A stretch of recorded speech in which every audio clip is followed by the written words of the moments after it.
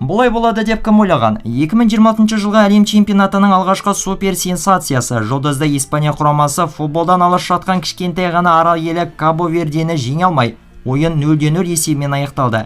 Бұл қалай болды? Испания қай жерде қателік жіберді? Қазір талдаймыз. Видео басталмас бұрын қазақ тіліндегі футболға қатысты арнамызды қолдап тіркеліп, видеоға лайк басуларыңызды сұраймын. Ендеше бастаймыз. Алдымен біз фактілерге тоқталайық. Кабо-Верде үшін бұл өз тарихындағы әлем чемпионатындағы ең алғашқы матч болатын. Олар бұрын соңды мұндай деңгейде өнер көрсетіп көрмеген. Ал қарсыласа соңғы Еуропа чемпиондары фаворит саналатын Испания. Қағаз жүзінде Испания ірі есеппен талқандауы керек болатын. Бірақ футбол тосын сыйларға толы. Испания матч бойы допқа иелік етіп үстемдік орнатты. Олар Кабо-Верде қақпасына қарай 23 рет соққы бағыттады. Бірақ топ қақпа торына бәрібір енбеді. Испаниялық шабуылшыларының соққылары қиыс кетіп жатты, немесе оларды бір адам тоқтатты. Бұл матчтың басты кейіпкері Кабо-Верденің 40 жастағы ардагер қақпашысы Возинья атанды. Ол алаңда өзінен 2 есе кіші жас жұлдыздарға қарсы тұрды. Возинья 8 рет нағыз гол болатын соққыларды қайтарып, өз елінің басты қаһарманы атанды. Матчты кішігірім талдап болдық. Енді әрі қарай біз матчтан кейін испан футболшыларының не айтып ақталғандарын жеткіземіз. Одан бұрын өтініш, жаңадан ашылған арнамызды қолдап тіркеліп қоюларыңызды сұраймын. Бұйыртса осы әлем чемпионаты қарсаңында көптеген видеоларды шығарамыз. Осы турнир бойы бізбен бірге болыңыздар. Тіркелейік, қоңырау түймешесін басып қойыңыздар.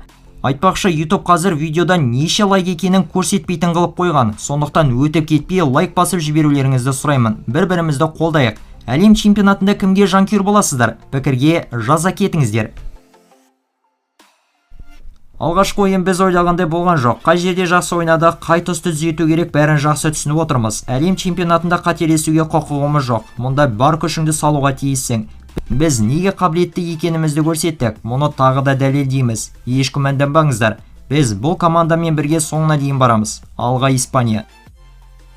Бұл менің спорттық мансабымдағы ғана емес, бүкіл өмірімдегі ең керемет сәттердің бірі. Біз осы әлем чемпионатына жету үшін қаншама жыл бойы қиындықтармен күресіп тер төктік. Еуропа чемпиондарына қарсы тұрып қақпаны голдан аман сақтап қалу, бұл сөзбен айтып жеткізу мүмкін емес сезім. Бұл тек менің ғана емес, алаңда жанын салған әрбір отандасымның ерлігі. Бұл матчтың өте үлкен шыдамдылықты талап ететін кездесу болатынын біз алдын ала білдік. Олар алғашқы минуттан бастап өте жылдам артқа шегініп, өз айып алаңының маңына тұтас командамен қорғанысқа жатып алды. Біз қанша жерден шабуыл ұйымдастырып, мүмкіндік жасауға тырысқанымызбен топты қақпаға кіргізудің жолын таба алмадық. Физикалық тұрғыдан өте мықты, атлетикалық және алаңның әр бөлігінде тығыз ойнайтын командаға қарсы тұру әрқашанда үлкен қиындық тудырады. Бұл матчтың жалғыз позитивті тұсы ретінде тек қорғанысымызды айта аламын. Өйткені олар біздің қақпамыздың алдында ешқандай да қауіпті ештеңе жасай алған жоқ. Барлық жағдайды және жасаған мүмкіндіктерімізді ескеретін болсақ, біз бүгін жеңіске жетуіміз керек еді, бірақ бізге сергектік пен дәлдік жетіспеді. Енді Сауд Арабиясымен болатын матчты ойлауымыз қажет. Бізге әлі де өсе түсу, ойынның барлық тұсын жақсарту және қарқын жинау қажет. Кабо-Верде физикалық тұрғыдан өте мықты команда. Олардан тығыз қорғанысқа жатып алып, әрі денелі футболшыларды шығаратынын білдік. Оның үстіне өзімізде де сергектік аз болды. Соны салдарынан осындай нәтиже тіркелді. Бұл футбол, мұнда әлсіз қарсылас болмайды. Олар тактикалық тұрғыдан жақсы ұйымдасқан және қорғанысы өте тығыз ұжым. Біз алаңда толық үстемдік еттік. Тіпті олардан 10 ойыншысын өз айып алаңдарына тығылуға мәжбүрледік. Испания аз мүмкіндік жасаған жоқ, бірақ бізге дәлдік жетіспеді. Тыңдаңыздаршы, жасыратыны жоқ, бәрімізде бұл матчты жеңіске жеткіміз келді. Әрқайсымыз тек жеңіс үшін ойнау керек екенін жақсы түсіндік. Бірақ бұл футбол, ойын тағдырын FIFA рейтингісіндегі орын ғана шешпейді. Қарсыласты алаңға жеңіс үшін шығады, сондықтан Кабо-Верде құрамасын құттықтау керек.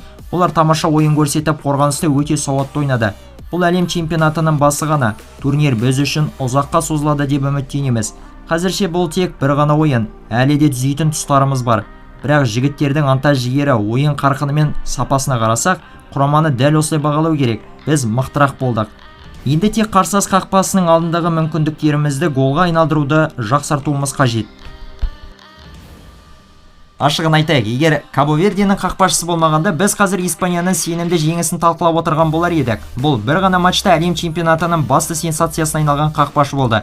Көпшілік футбол тек сұрмергендер мен супер жұлдыздардың айналасында өрбиді деп ойлайды.